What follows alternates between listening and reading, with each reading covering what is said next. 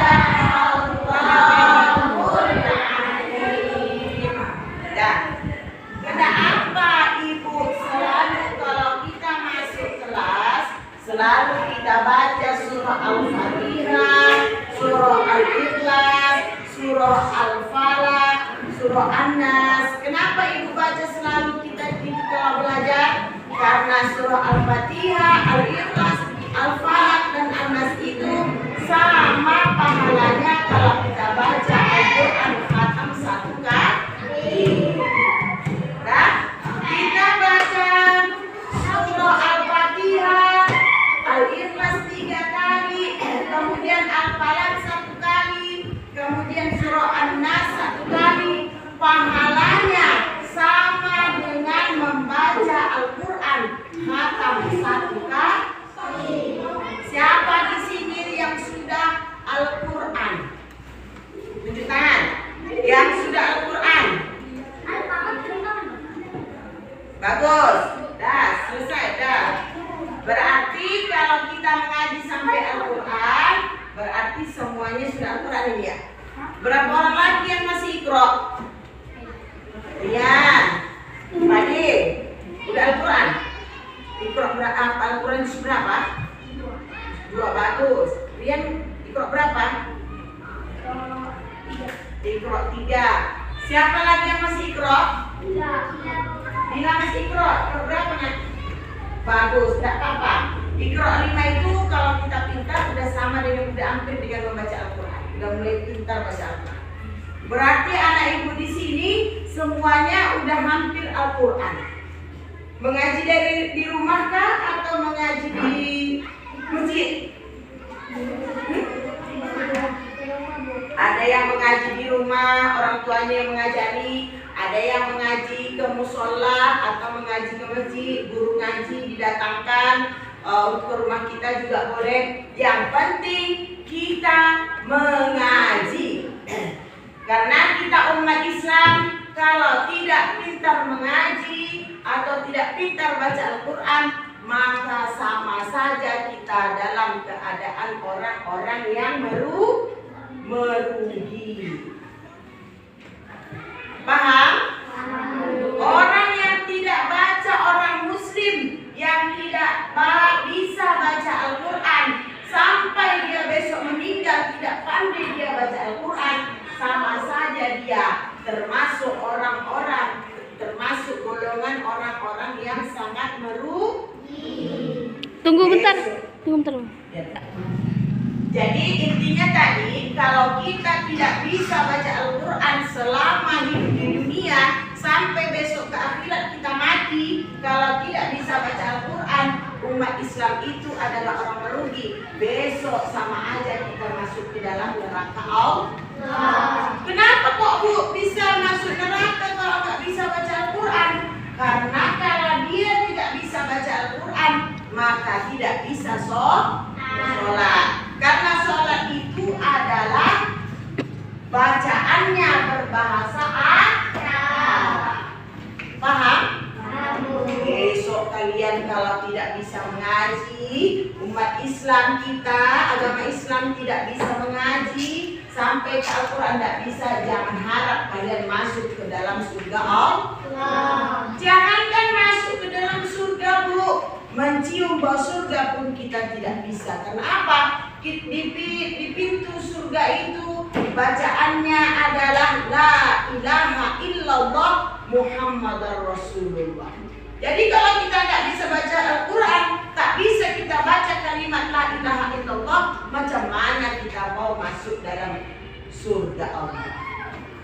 Pintu surga itu bisa terbuka apabila kita bisa mengucapkan kalimat La ilaha. Coba sekali lagi. La ilaha illallah. Jadi kalau kita umat Islam wajib bisa baca Al-Quran. Ibu tekankan sekali lagi, kita umat Islam harus bisa baca Al-Quran. Kalau tidak bisa, kita termasuk golongan orang-orang yang sangat merugi. Paham? Dan lanjut kita kepada tema kita hari ini adalah masuk dalam iman kepada kitab-kitab Allah. Nah, buka buku agamanya. Buka buku. Buka aja, buka.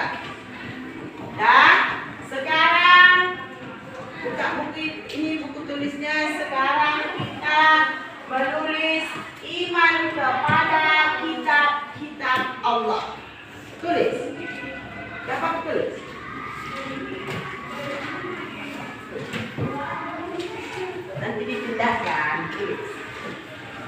Iman kepada kitab-kitab Allah.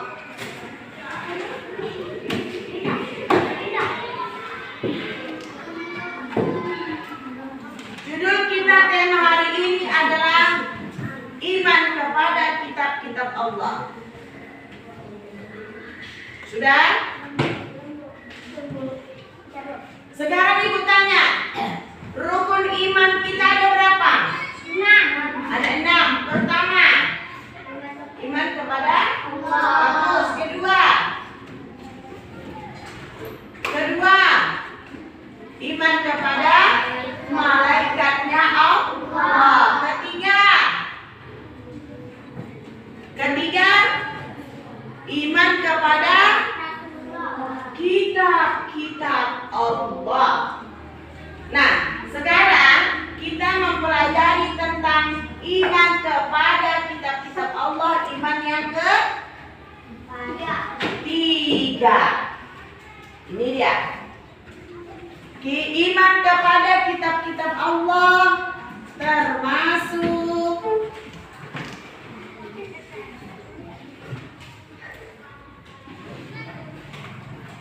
rukun iman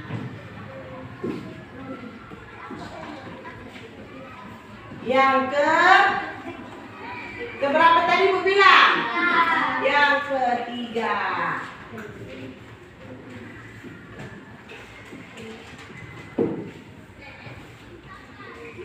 Sudah?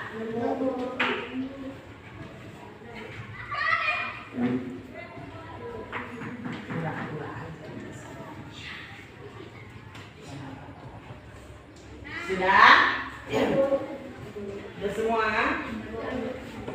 Hadir sudah?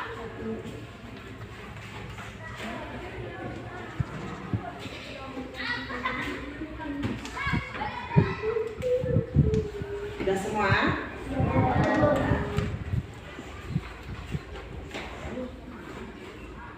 Sekarang ibu tanya,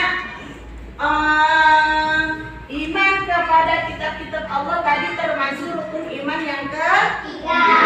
Coba apa arti iman?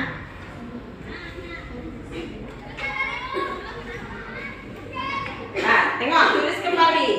Iman artinya percaya. Berarti kita wajib mempercayai kitab-kitab Allah. Kalau kita tidak percaya kitab-kitab Allah yang keempat, maka kita tidak termasuk orang-orang Islam. Tulis.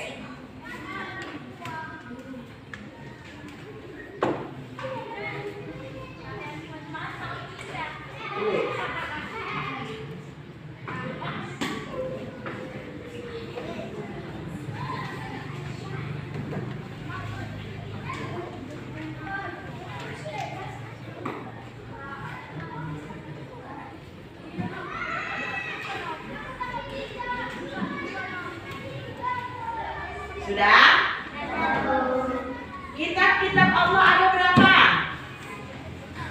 4. Bagus. Tepuk tangan dulu untuk istrinya.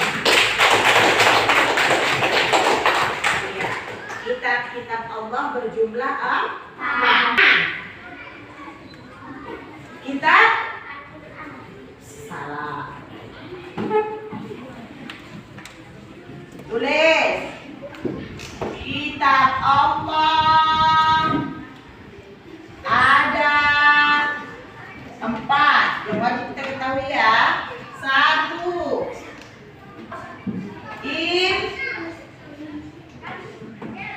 kitab iya bagus.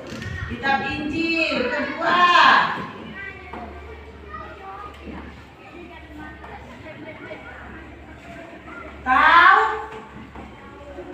Taurat. 3,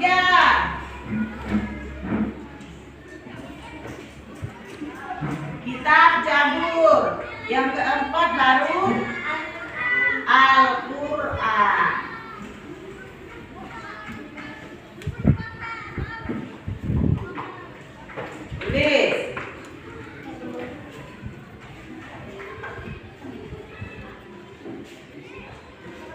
Kitab-kitab Allah ada 4.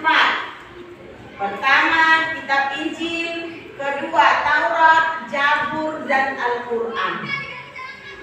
Ini wajib kita ketahui. Cuman sekarang kita umat Islam yang wajib kita amalkan dan kita imani adalah Al-Quran. Kalau kita Injil, agama apa? Iya, agama Kristen. Sekarang kita beralih kepada kitab kita Al-Quran. Paham?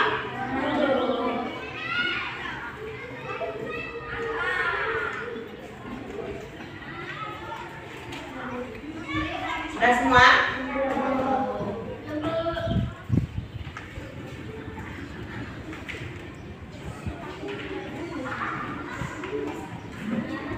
Ya.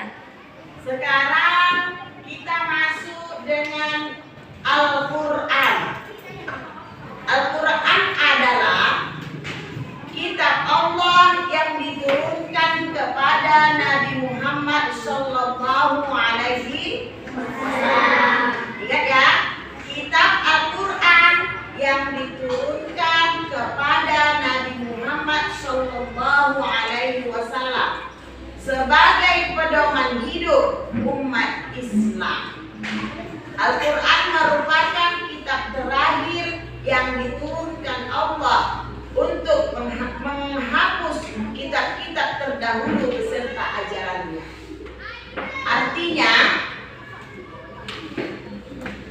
kitab Al-Quran ini diturunkan Allah kepada Nabi Muhammad. Ingat ya, kitab Al-Quran diturunkan Allah kepada Nabi Muhammad.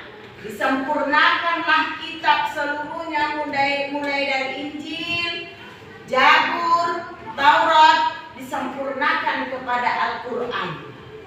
Al-Quran tadi diturunkan kepada siapa? Kepada siapa? Kepada siapa? Hanif? Al-Quran diturunkan kepada siapa? Nabi Muhammad. Coba Askar, Al-Quran tadi diturunkan untuk siapa? Iya, diturunkan kepada Nabi Muhammad. Nabi Muhammad itulah yang mengajarkan kepada kita umatnya. Paham? Jadi kalau ditanya apakah kelebihan Nabi Muhammad, apa kemukjizatan Nabi Muhammad? Apa coba? Kemukjizatan Nabi Muhammad apa? Saking sayangnya Allah kepada Nabi Muhammad, saking sayangnya Allah kepada Nabi Muhammad itu diturunkanlah kepada Nabi Muhammad mukjizat. Arti mukjizat apa, Bu? Kelebihan. Pertama, mukjizat Nabi Muhammad itu adalah diturunkan Al-Quran. Yang kedua, mukjizat Nabi Muhammad itu adalah keluar air dari jari-jarinya, memancar air dari jari-jarinya. Itulah kekuasaan Allah diberikan kepada Nabi Muhammad, kelebihan keluar air dari jari-jari Nabi Muhammad. Sekarang tulis di bukunya.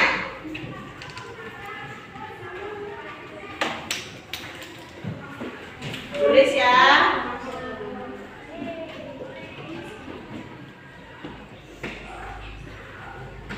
Mukjizat Nabi Muhammad.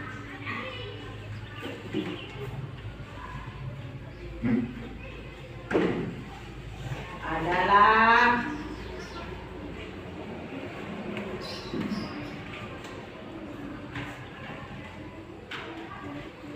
Al-Quran dan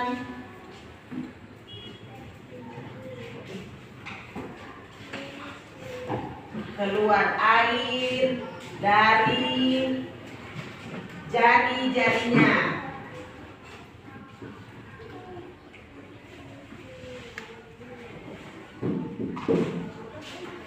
Tulis.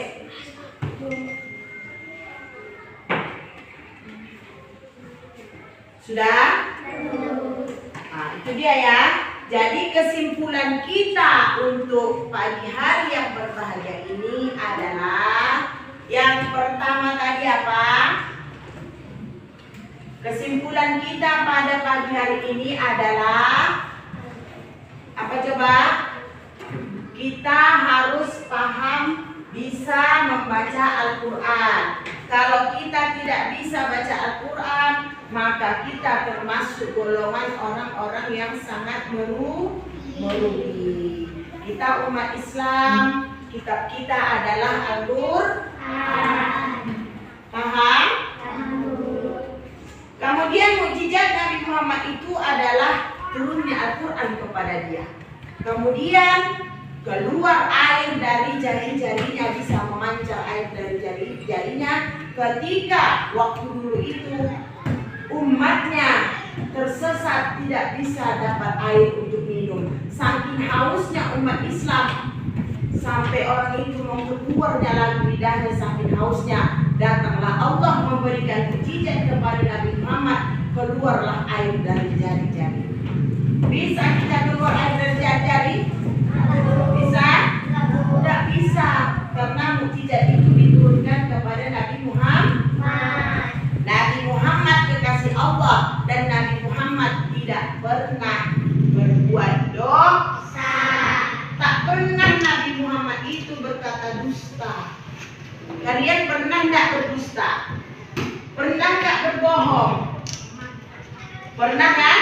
Setiap hari kita umat Islam pasti ada yang berbohong. Kecuali tuan-tuan syekh, kecuali ulama-ulama, kecuali aulia-aulia Allah itu yang jarang berbohong. Nabi-nabi tidak akan berbohong, terutama Nabi Muhammad Sallallahu Alaihi Wasallam. Makanya dia dikatakan dengan siddiq, amanah, tabalir, fatona. Dan sekarang tutup dulu bukunya. Tutup bukunya. Kesimpulan kita tadi sudah ibu kasih tahu. Tutup bukunya. Sekarang kita sudah selesai pelajaran hari ini. Siapkan dulu ketuanya. Siapkan ketuanya.